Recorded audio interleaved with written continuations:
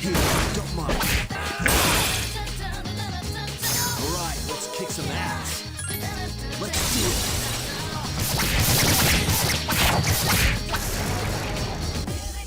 Adios, asshole. Ha! Did you see that, Shinji? No. Persona 3 is a very good game. It's complex, with mature themes surrounding the importance of enjoying your life to the fullest. It teaches you to never take anything for granted, because it can end in an instant. That's always been my interpretation of the game anyway. And it's why I feel that Persona 3 changed my life and how I view it. Is that a bit nerdy? Yeah, probably. But no other media I've ever consumed has ever made me feel the way Persona 3 has. It's very special to me. I know I'm typically seen as the horror and Fire Emblem guy, but I wanted to do something special for Persona 3 now that it's finally getting re-released for the first time ever since the PS3 era. If you ask me, they're releasing the wrong version. But we'll pull the pin on that grenade another time, maybe. Instead, I want to talk about one character in particular from Persona 3. He's someone that I would rank in my top 5 favorite video game characters of all time, due to his depth and character arc. I doubt it's the most popular opinion, but I'm here to make my case. Today, on this 3rd episode of Character Obsessed, I ask you to give Shinjiro Aragaki a shot. Sorry, not sorry. This is your spoiler warning for Persona 3. Shinji is often overlooked when people discuss Persona 3, mostly due to the fact that he gets probably the least amount of screen time for reasons we'll dive into soon. He's a rare example of a character whose main development occurs not in the main game, but in spin-offs like Persona Q and other versions of the game, like Persona 3 Portable's female protagonist route. That said, as much as I appreciate all this additional character work as a big fan of his, I'm not going to be dissecting the information from these sources today. In both Persona 3 and the FES re-release, Shinji is more than a little intimidating. He's mysterious and no-nonsense, and he comes off super aggressive to boot. For example, his very first introduction with the protagonist is headbutting the brains out of a guy that was just threatening you. It takes time after this intense introduction, but eventually Shinji's warmth becomes apparent. He appears to be much more calm than your initial impression would have you think, going by his fondness for animals and cooking shows. Shinji even goes so far as to check on his friends' eating habits and make sure they're all getting enough rest. Unlike any other helicopter parent, however, Shinji seems scared to get too close to any of the crew. I get it, Aki. Still trying to make up for the past. It's you who can't let go. Shinjiro Aragaki was raised in an orphanage, where he befriended fellow orphan and party member Akihiko I've been waiting for this Sanada. Shinji, Akihiko, and Akihiko's sister, Miki, all grew up together in the same orphanage until the day a fire broke out. Shinji and Akihiko made it out okay, but Mr. Sanada needed some character development throughout the game, so his sister wasn't so fortunate. Sucks, dude. As sad as this was, life went on. As the boys entered their high school years, the wealthy Mitsuru Kurijo approached Akihiko with an offer. They, along with the Kurijo Corporation chairman, Yuji Ikutsuki, formed a group called Seas to protect the world from the threat of monsters called Shadows. Akihiko invited Shinjiro to join alongside other members, awakening their persona powers to aid in the fight against the Shadows. Personas are incredibly powerful, but must be kept in check. On one fateful day in 2007, Shinji lost control of his persona. It attacked 2 innocent bystanders, a young boy named Ken Amada and his mother. Ken was lucky to survive, but his mother wasn't so fortunate.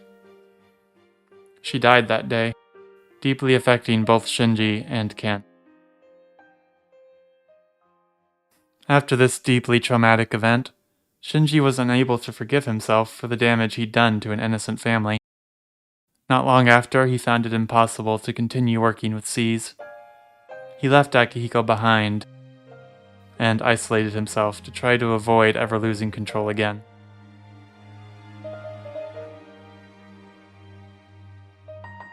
By the time Persona 3 proper rolls around, Shinji has garnered the reputation of a delinquent. He hardly ever attends classes at school, and can often be found hanging out with that crowd your mom warned you about. It's unclear if he even goes home, or if he even has a home to return to at all. This is where you run into him for the first time. As mentioned, your first interaction consists of you and some of your fellow Seeds members getting jumped by thugs, seeing this burnout-looking punk crack heads like he's Barry Burton. Shinji makes it clear he's only helping them out of a tough situation, and then wants to get lost. However, the group is able to get some valuable clues from him about the missing student they're trying to find before he sends them on their way. This is a JRPG, however, so the past can never stay buried. In lieu of an exceptional mental health program, Chairman Akutsuki instead decides on accidental exposure therapy, and brings an honest-to-God child onto the team. What child? Why, none other than 10-year-old orphan Ken Amada himself. Shinjiro catches wind of this decision through Akihiko, and finally decides to rejoin C's for the sole purpose of making sure nothing happens to Ken. Not that he let anyone know this. Even when Shinjiro joins the party, he still maintains an arm's length from the rest of the group. There are a few scenes, mainly in the FES re-release, that show his softer side that he tries to hide. Aside from that, however, the game makes it readily apparent that Shinji is here for duty rather than camaraderie. You too can follow along on page 39 of this month's issue. Today we're making spicy pepper pasta. It's a great dish to keep your energy up through the summer heat. The key ingredient is green cayenne pepper. Remember to remove the seeds first. After that, we'll prepare some kelp broth. You'll need a pasta cooker about this size and... Pasta cooker. Do we have one here? Oh, it's still pretty hot. It requires energy to maintain an appropriate external temperature.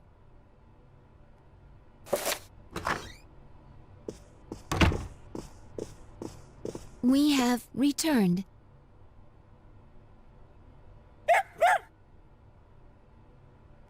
We're home, Koro-chan. Oh, shh. I'd feel awful if we woke up Shinjiro-senpai.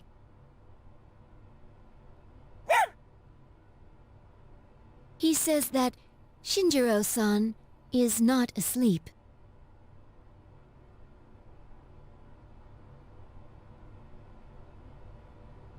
Senpai's magazine. It's the monthly guide to the family cooking show. Does Shinjiro-senpai enjoy cooking shows? Oh, that's a new issue. I didn't know this month's was out. Oh, it's nothing. I've just been interested in cooking lately. Let's go.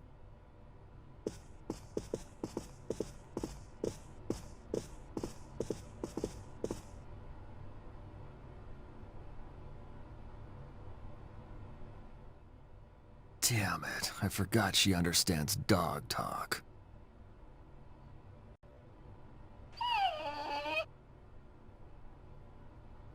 Huh, don't sweat it. It ain't your fault. Don't worry, boy. Next time I'll make you something too, Koro-chan.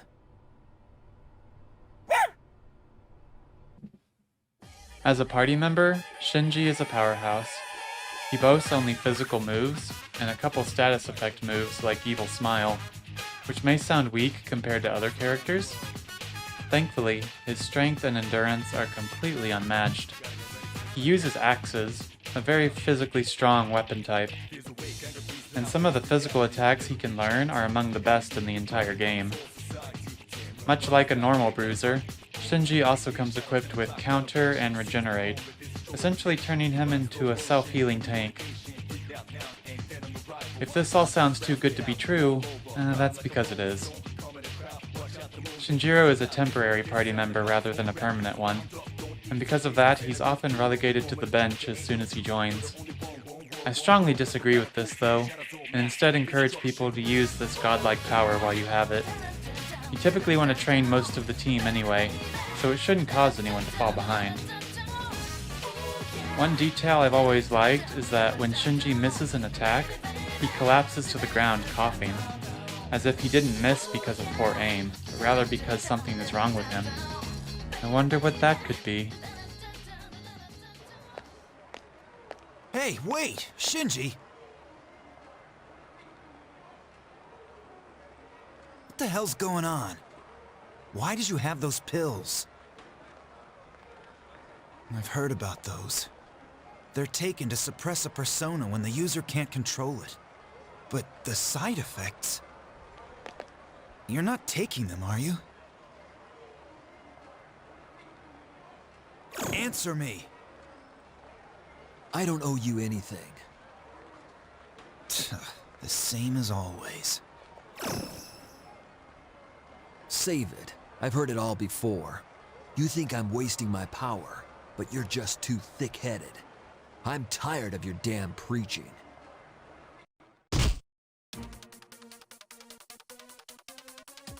Don't you get it? You know the reason.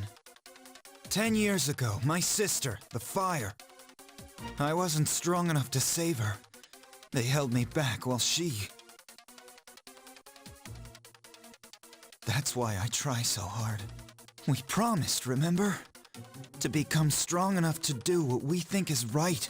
So why the drugs? Why didn't you come talk to me? I'm back in the fight now. So let it go.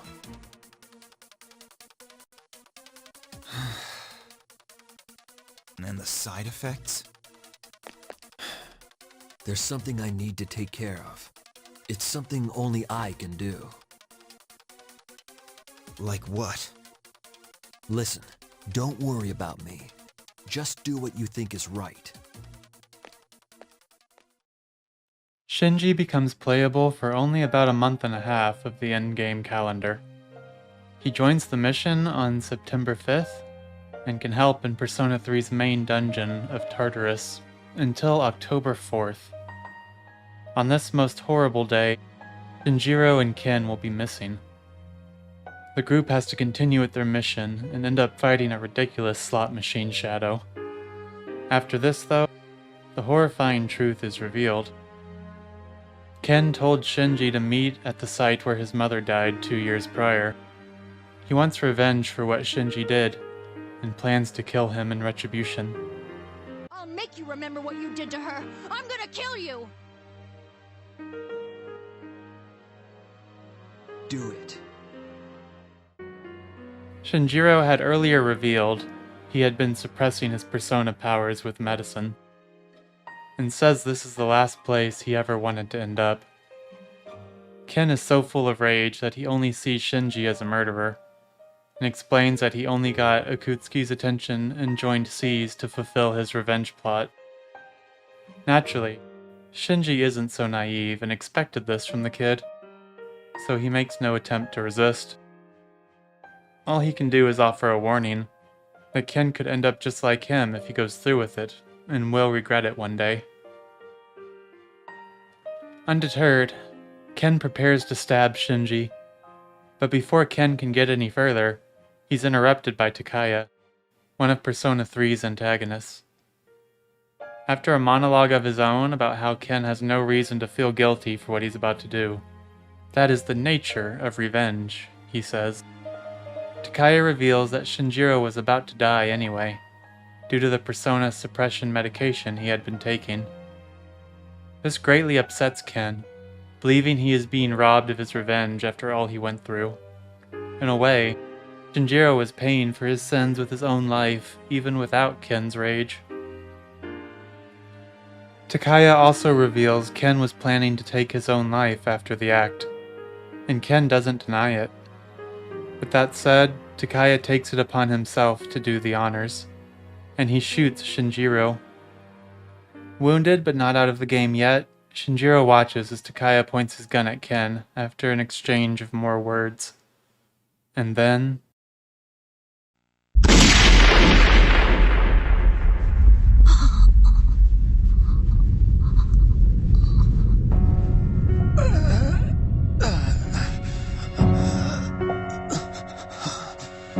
What is the meaning of this? Why would you risk your life to save this child? Shinji! How very disappointing.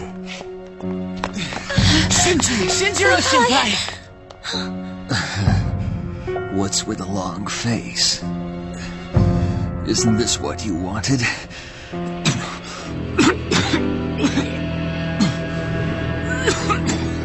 No, Senpai! It's all right. Give yourself time. Let your anger be your strength. Come on, kid. You're just a kid. You've got your whole life ahead of you, so don't waste it. Make it your own. Okay? But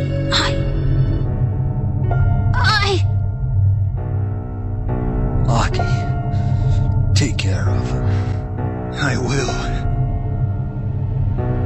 This is how it should be.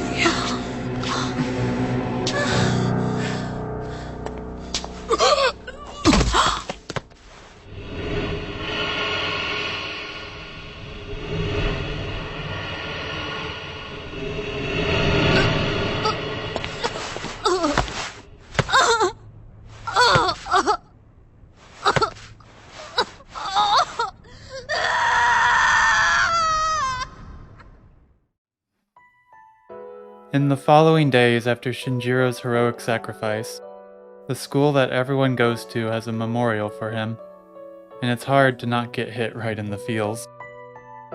Some people in the Persona community argue that it's not that sad because you barely get to know Shinji. I disagree. For me, these comments seem to miss the point. Shinjiro represents a missed opportunity. He shows up at the worst possible times, and the protagonist is busy with something else, and you never get the chance to really get to know him. And now you will never get that chance. Surely in life, you've met someone, then they've fallen to the wayside because of anxiety, or a busy life, or any number of things that prevent you from reaching out. This, in turn, relegating them to more of an acquaintance than a real friend. Shinjiro is a pretty harsh reminder that we shouldn't let things pass us by. The main character could have taken the time to get to know him. We could have known him. But circumstances keep the stars from aligning until it's too late. This waste of opportunity is probably why Shinji's passing is so sad to me. I've always considered my taste in main characters to be pretty cursed. For instance, Aerith in Final Fantasy VII was at one point my favorite character in video games. Now, starting with that, I consider it a win if a character I really like manages to limp across the finish line. Shinjiro is another obvious example of this. His design, his hidden softness, the thoughts of what could have been, it all speaks to me. If we could have only gotten to know him, maybe things could have been different. Much like tragedies that happen every day in real life. Now, I played Persona 3 before the portable version existed, and I have a lot of issues with that version of the game that I won't really get into here. Maybe if people like this video, I can get into it later. That said, one addition I'm grateful for is Shinjiro's social link. Even if it kind of ruins the point I originally discussed earlier, it gives us insight into an alternate timeline where we could get to know him better. You get more time with him, and you're able to save him. The circumstances of his being saved are more than a little silly, but alas, it still gives us a showing of what could have been. All in all, Persona 3 is full of good messages. It changed my life, teaching me to never take things for granted. Don't be afraid to reach out if you want to get to know someone. You never know when it'll be too late. He who hesitates is lost. You can stare at me like that all day. I got nothing for you. Haven't you wasted enough time on me? What more do you want?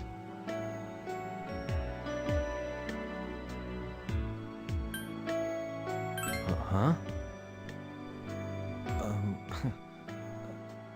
Don't tease me like that.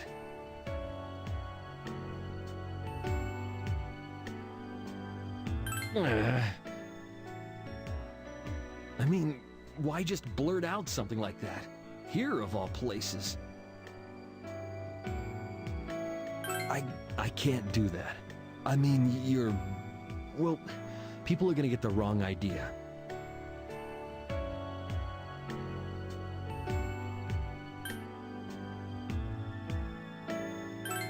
You moron! I ain't a nice guy.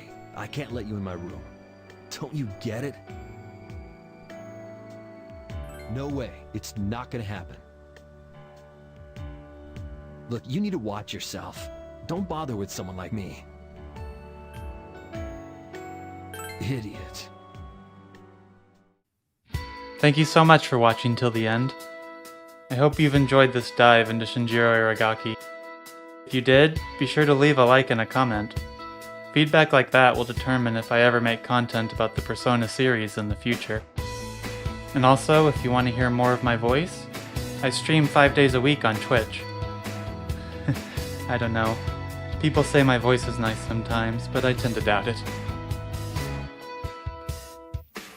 Maybe I'll even stream FES sometime soon, or the Persona 3 remake if the current rumors about that are true. Will depend if people want to see that. That's all for this video though. Thank you all, and I'll see you next time. Bye bye!